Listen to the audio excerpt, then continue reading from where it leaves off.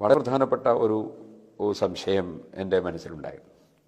അസ്മാ സിഫാത്ത്, അള്ളാഹുവിൻ്റെ സിഫത്തുകളെ സംബന്ധിച്ച് പറയുന്ന സ്ഥലത്ത് ചില ഗ്രന്ഥങ്ങളിൽ ചിലപ്പോൾ അള്ളാഹുവിൻ്റെ സിഫത്തുകൾ പറയുമ്പോൾ യദ് അതുപോലെയുള്ള ചില വാചകങ്ങൾ പറഞ്ഞുകൊണ്ട് കമാ കാലത്ത് ആല എന്ന് പറയും.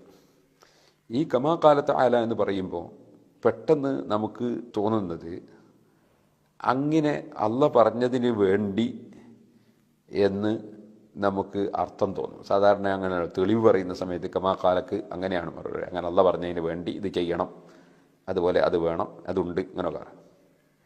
ഇങ്ങനെ ആകുമ്പോൾ ഈ ചില സ്ഥലങ്ങളിൽ ഇപ്പോൾ ഉദാഹരണം പറഞ്ഞാൽ ഖലഖ്തു ബിയദയ്യ, അത് വിശ്വസിക്കൽ നമുക്ക് നിർബന്ധമാണ് എന്ന് പറഞ്ഞിട്ട് ശേഷം കമാ കാലത്താല അള്ള പറഞ്ഞതിന് വേണ്ടി എന്നർത്ഥം പറയുമ്പോൾ ആ യദയ്യ എന്ന് പറഞ്ഞതിനെ സംബന്ധിച്ച് പിന്നെയും സംശയം അവിടെ ബാക്കി വരും. അപ്പോൾ ഉസ്താദ് എന്നോട് പറഞ്ഞു അതിൻ്റെ അർത്ഥം അങ്ങനെയല്ല, കമാ കാലത്താല ഞാൻ വേണ്ടി എന്നല്ല, അള്ളാഹു പറഞ്ഞതുപോലെയുള്ള സിഫത്തുണ്ട്, യതുണ്ട്. അപ്പം അതിൻ്റെ മാനമ കാരണൂടാ, അള്ള പറഞ്ഞ പോലത്തെ ഉണ്ട് എന്ന് നമ്മൾ വിശ്വസിക്കുന്നു. അള്ള പറഞ്ഞതുപോലെയുള്ള യതുണ്ട് എന്ന് വിശ്വസിക്കുന്നു. ആ യതിൻ്റെ നമുക്കറിയില്ല. അപ്പോൾ അതാണല്ലോ ഇമാം നബി റളിയല്ലാഹു അൻഹുവും ശർഹുൽ മുഹദ്ദബിലും ശർഹ മുസ്ലിമിനും ഒക്കെ പറഞ്ഞത്. അതായത് അതിൻ്റെ ലാഹിർ മാന, അതിൻ്റെ ബാഹ്യാർത്ഥം ഉദ്ദേശമല്ല, വലഹു മഅനൻ യലീഖു ബിഹി, അള്ളാഹുവിനോട് അനുയോജ്യമായ ഏതോ ഒരു മാന അതിനുണ്ട്, അത് നമുക്കറിയില്ല. അതാണ് തഫ്വീദ് എന്ന് പറയുന്ന സലഫ് ആയ പണ്ഡിതന്മാരിൽ ബഹുഭൂരിപക്ഷവും പറഞ്ഞിട്ടുള്ള നയം, അല്ലെങ്കിൽ അവർ പഠിപ്പിച്ചിട്ടുള്ള ആശയം.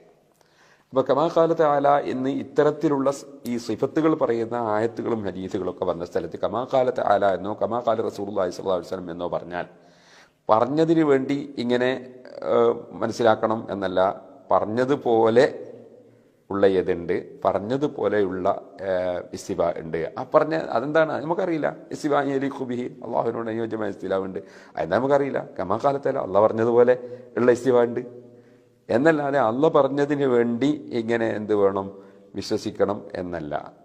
അപ്പോൾ ഈ കമാ എന്ന് പറഞ്ഞുകൊണ്ടുള്ള ഉദ്ദേശം എന്താണ് എന്നത് ഉസ്താദിൻ്റെ ക്ലാസ്സിൽ നിന്നാണ് എനിക്ക് കൃത്യമായി മനസ്സിലാക്കാൻ. ചില ഇബാറത്തുകളിൽ ചിലപ്പോൾ അവിടെ സംശയങ്ങൾ വരാൻ പറ്റുന്ന രൂപത്തിലുള്ള ചില ഇബാറത്തുകൾ, ചില പണ്ഡിതന്മാരുടെ ഇബാറത്തുകൾ ഉണ്ടാകും. അതിൻ്റെ ശേഷം അവർ കമാ കാലത്ത് ആല എന്ന് പറഞ്ഞിട്ടുണ്ടാകും. അതോടുകൂടി തന്നെ അത് തഫ്വീലായി കഴിഞ്ഞു. അള്ള പറഞ്ഞതുപോലെ ഉള്ള സിഫത്ത് ഉണ്ട്, യദ് എന്ന സിഫത്തുണ്ട്, സിഫത്ത് യദിൻ്റെ സിഫത്തുണ്ട് എന്നാണ് ആ പറയുന്നതിൻ്റെ ഉദ്ദേശം. അപ്പോൾ അത് അതിൻ്റെ ആ വിവരണത്തിൽ നിന്നാണ് എനിക്ക് ആ കാര്യം കൃത്യമായി മനസ്സിലാക്കാൻ കഴിഞ്ഞു. ഇങ്ങനെ ഏത് കാര്യത്തിനും ഒരു കൃത്യമായ മറുപടിയും കൃത്യമായ നിലക്കുള്ള വിവരണവും ഉസ്താദിൻ്റെ ക്ലാസ്സിൽ പങ്കെടുക്കുന്ന സമയത്ത് അനുഭവത്തിൽ ഒരുപാട് അനുഭവങ്ങളുണ്ട്. ഞാനിപ്പോൾ അനുഭവം കുറച്ച് 5 മിനിറ്റ് പറയണമെന്ന് പറഞ്ഞുകൊണ്ട് പറഞ്ഞതിനെ കൂടി എന്നാണ് എനിക്ക് തോന്നുന്നത്.